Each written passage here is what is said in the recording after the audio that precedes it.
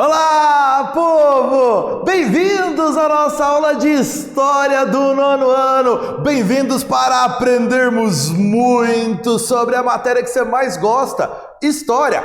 Eu sou o professor Marlon, junto com a gente está aqui a Viviana, dê um oi para ela, e vamos retomar assuntos importantes. Sim, uma aula para revermos conteúdos, para você confirmar aquilo que já sabe, para você ver novamente, aprender aí algo que não havia visto ainda. Portanto, anote, lápis, caderno, caneta, importante. Anote aquelas informações para você continuar estudando, para você continuar aprendendo. O que nós vamos retomar nessa aula? Os principais acontecimentos do Brasil depois do fim do governo militar, depois de 1985, um período conhecido como redemocratização do Brasil. O Brasil voltou a ter democracia, voltou a ser um governo democrático. E para a gente começar, duas questões importantes. Primeira delas, você se lembra quando chegou ao fim o regime militar brasileiro? Segunda questão, você lembra como a Constituição de 1988, essa Constituição do período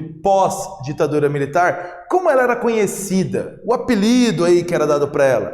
Lembra disso? Então, primeira das questões, você lembra em que ano chegou ao fim o regime militar no Brasil? 1985, quando Tancredo Neves foi eleito presidente e José Sarney foi eleito vice-presidente. Eles ainda foram eleitos indiretamente pelo colégio eleitoral formado pelos parlamentares, mas foram eleitos botando fim aí a um governo militar. Porém, o Tancredo Neves morreu, faleceu antes de assumir o governo e José Sarney se tornou presidente do Brasil, encerrando o governo militar. A Constituição de 1988, ela era conhecida como Constituição Cidadã, por abranger os direitos dos mais variados grupos sociais no Brasil, estendendo o direito à cidadania a todos os brasileiros. A Constituição Cidadã, que está vigente no Brasil aí desde 1988. Para a gente começar nossa conversa, você consegue identificar esses 4 personagens que estão na sua tela? Você sabe quem eles são? Conhece só de olhar ali o rostinho deles, sabe quem são? O que eles têm em comum? Eles são ex-presidentes do Brasil, foram presidentes do Brasil neste período após o governo militar. O primeiro aqui mais à esquerda você tem o Fernando Collor, depois você tem Itamar Franco, Fernando Henrique Cardoso e Lula, alguns dos presidentes do Brasil no período depois do governo militar. Falando aí sobre democracia, voto, aqui você tem uma manchete do Tribunal Regional Eleitoral do Paraná, aqui num texto onde eles apresentam 10 motivos por que o sistema eleitoral brasileiro é confiável.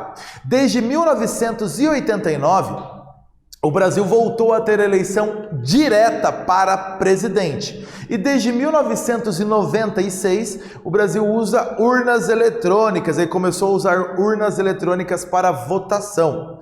E esse sistema de voto eletrônico no Brasil é extremamente confiável e chegou ao Brasil exatamente para acabar com as fraudes que havia anteriormente. Você se lembra, já estudou antes de voto de cabresto, o voto guiado, esse voto controlado pelos mais poderosos. A urna eletrônica tira essa possibilidade de fraude eleitoral no Brasil. Portanto, a urna eletrônica no Brasil, um processo eleitoral confiável. Falando sobre esse período, então, pós-ditadura militar, em 1989 ocorreu a primeira eleição direta para presidente do Brasil desde a eleição de Jânio Quadros em 1960. Desde 1960, o brasileiro não votava para presidente. E nessa disputa eleitoral, 22 candidatos na eleição de 1989. Destes 22, foram para o segundo turno Fernando Collor e Lula, que disputaram o segundo turno. Este segundo turno foi vencido por Fernando Collor, que se tornou presidente do Brasil. Então ele se tornou presidente do Brasil em 1989, assumiu em 1990 o governo. O seu governo, que ele governou de 1990 a 1992, seu governo foi marcado logo de início pelo lançamento do Plano Collor, que tinha como intenção acabar com a inflação no Brasil, retomou uma moeda antiga do Brasil, o cruzeiro, como moeda oficial, e esse plano Collor, ele ainda congelou preços e salários, Os preços no Brasil estavam congelados por imposição do governo e os salários também, elevou os juros e eliminou impostos sobre importações. A ideia era acabar com a inflação no Brasil, congelando os preços principalmente. Porém, o plano Collor foi marcado por uma outra medida lançada junta. Que medida era essa? Tá aqui, ó. O confisco do dinheiro depositado nos bancos por um período de 18 meses. Por um período de 18 meses, o dinheiro depositado na poupança estaria confiscado, retido pelo governo. O plano era conter a inflação, freando o consumo. Então, com as pessoas consumindo menos, a inflação diminuiria. Isso causou uma queda da produção e de vendas. Então, com menores vendas, menor produção, isso causou uma recessão econômica no Brasil, piorou a situação econômica do Brasil ao invés de corrigir. Então, já um governo que de início já se mostrou aí impopular. E ainda, um governo marcado pelo chamado escândalo PC Farias. O que era isso? Um esquema de tráfico de influência e de corrupção generalizado no governo, que seria comandado pelo tesoureiro da campanha presidencial de Collor, chamado Paulo César Farias, o PC Farias. Então, empresas aí pagariam pagariam despesas pessoais do presidente e de seus familiares em troca de terem vantagens no governo. Esse escândalo PC Farias, que motivou muitas manifestações nas ruas pedindo a saída do presidente. Manifestações essas mais conhecidas dos chamados caras pintadas, jovens que foram para as ruas vestidos de preto e com os rostos pintados de verde, amarelo e preto, exigindo o impeachment do presidente Fernando Collor por esses esquemas de corrupção. Impeachment esse que foi confirmado em 29 de dezembro de 1992. Fernando Collor foi impedido de continuar governando o Brasil, acusado de corrupção. Itamar Franco, seu vice-presidente, assumiu o governo. Exercício pra gente, acompanha comigo a leitura deste texto. A acusação era politicamente gravíssima, pois o presidente não tinha uma base parlamentar sólida e agora estava ameaçado de perder seu alicerce simbólico de inimigo intransigente da corrupção, de caçador de marajás, o que colocava em xeque sua autoridade moral para exercer a presidência da República. Então o texto está falando aqui dessa imagem dele de inimigo da corrupção, caçador dos marajás. Questão para você: qual a contradição entre o que o presidente Fernando Collor defendia em sua campanha e o que realmente aconteceu em seu governo? Qual é a situação contraditória?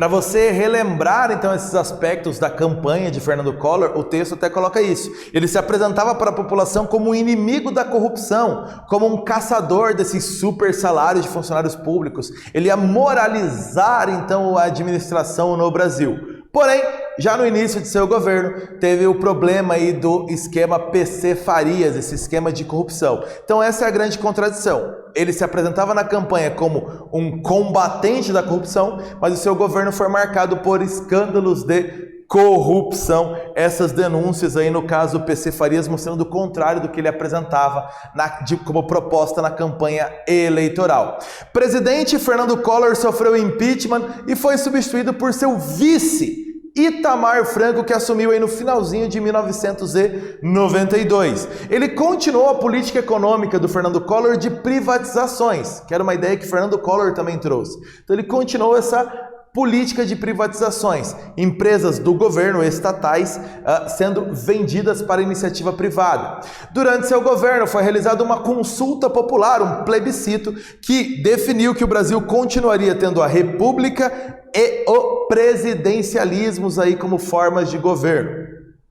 Durante seu governo foi criado o Plano Real, um plano econômico para aí sim estabilizar a economia brasileira, que teve uma larga preparação. O Plano Real só foi efetivado em 1º de julho de 1994, mas desde setembro de 1993 ele já era debatido, discutido com a sociedade, as pessoas já conheciam as ideias, como seria esse novo plano econômico, portanto deu maior tranquilidade. E o Plano Collor teve como grande mérito o controle da inflação e a estabilidade econômica, a calma econômica que o Brasil tanto perseguia.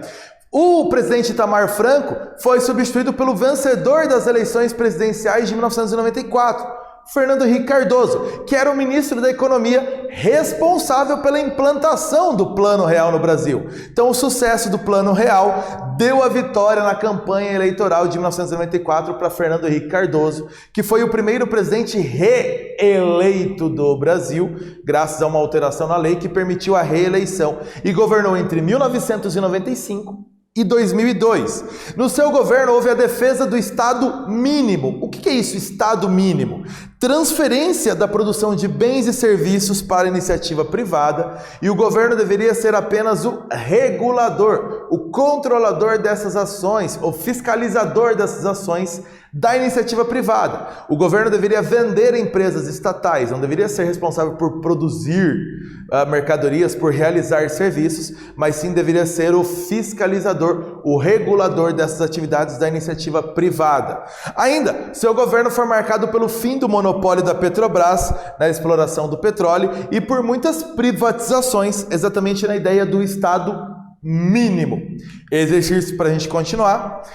O presidente Fernando Henrique Cardoso, leia esse texto comigo, resumiu: é o fim da era Vargas e a introdução da reengenharia no governo. É chegado o momento de começarmos a separar a função regulatória e a fiscalizadora, que são tarefas do Estado, da ação do investimento e da ação da competição, afirmou o presidente. Então aqui uma reportagem do jornal Folha de São Paulo de 14 de fevereiro de 1995, iniciozinho do governo Fernando Henrique Cardoso. Pergunta para você: a qual tipo de prática política muito usada por Getúlio Vargas e seus sucessores o Fernando Henrique Cardoso estava se referindo quando ele fala é o fim da era Vargas?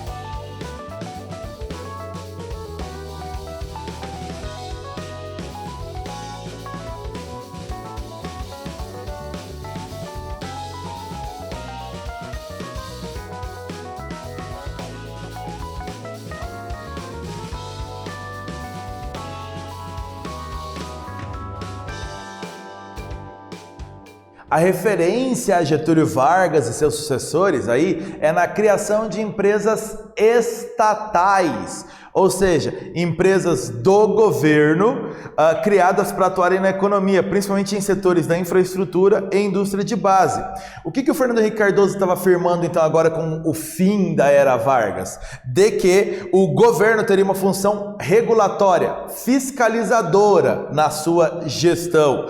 Então o governo não criaria empresas para atuar, mas ele fiscalizaria, regularia empresas da iniciativa privada para oferecer produtos e serviços para a população. Então uma ideia de Estado mínimo, um governo menos presente na vida da população na área econômica. No governo Fernando Henrique Cardoso também ficou marcado por muitos programas sociais e uma boa atuação na área de educação e saúde. Programas sociais como, por exemplo, Bolsa Escola, Vale Gás, Bolsa Alimentação. Ele ainda aumentou o número de crianças na escola e diminuiu as taxas de analfabetismo no Brasil. Na área da saúde, outro destaque, programas de combate à AIDS, no qual o Brasil se tornou referência mundial, e ainda redução da mortalidade infantil e a lei dos medicamentos genéricos, que democratizou, facilitou o acesso da população a medicamentos mais baratos, portanto, melhorou a condição de saúde dos brasileiros. Então, em destaques também do governo Fernando Henrique Cardoso entre 1995 e 2002. Fernando Henrique Cardoso foi substituído por Lula na presidência, Lula que governou entre 2003 e 2010. Luiz Inácio Lula da Silva, o primeiro líder operário eleito presidente do Brasil. Seu governo ficou marcado pelo incentivo às exportações, vender mercadorias brasileiras para outros países. Suspendeu as privatizações, aí da ideia do Estado mínimo aí, que tinha sido iniciada com Fernando Collor, continuada por Itamar Franco e ganhou aí maior visibilidade no governo Fernando Henrique Cardoso. Essas privatizações foram suspensas no governo Lula. A inflação permaneceu sob controle, ainda uma herança aí da implantação do Plano Real, e houve um estímulo à produção industrial no Brasil e criação ainda mais de programas sociais, uma continuação de Fernando Henrique Cardoso, como por exemplo o grande destaque aí o Bolsa Família, mas também o ProUni e o Sisu nas áreas educacionais aí dentro do governo Lula. Ainda, no governo Lula, o escândalo de corrupção, conhecido como Mensalão, lá denunciado em 2005, foi uma das marcas, um escândalo de corrupção envolvendo membros do governo. Ele aumentou o número de parceiros comerciais no Brasil, naquela ideia de ampliar as exportações, ampliar a produção industrial brasileira, e isso contribuiu para saldos positivos na balança comercial brasileira. O Brasil vendia mais do que importava. Portanto, aí sempre saldos positivos, lucros na balança comercial brasileira. Terminou seu segundo mandato no ano 2010 com aprovação popular recorde, muito em função aí dessa boa geração de empregos, saldos positivos na balança comercial e os programas sociais. Exercício para a gente conversar sobre isso, observe essa tabela aqui ao lado. Ela mostra a balança comercial brasileira entre 2003 e 2010, período do governo Lula. Observe os números, eu vou deixar um tempinho na sua tela. A pergunta para você é: quais ações do governo ajudam a explicar esses números da balança comercial?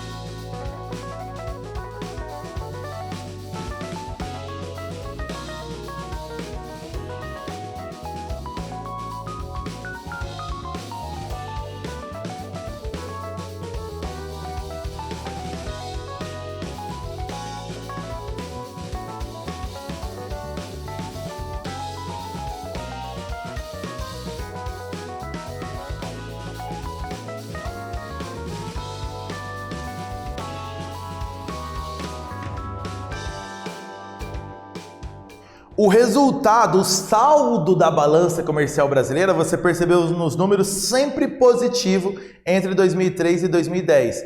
Que ações do governo ajudam a explicar esses números sempre positivos? A gente pode citar aí entre essas ações, o governo incentivou as exportações, fortaleceu a liderança na América do Sul, no Mercosul aí, e estreitou as relações com os países emergentes, como os BRICS, Brasil, Rússia, Índia, China e África do Sul, e com países africanos e árabes. Portanto, houve um aumento dos parceiros comerciais do Brasil. Mais países passaram a comprar mercadorias brasileiras.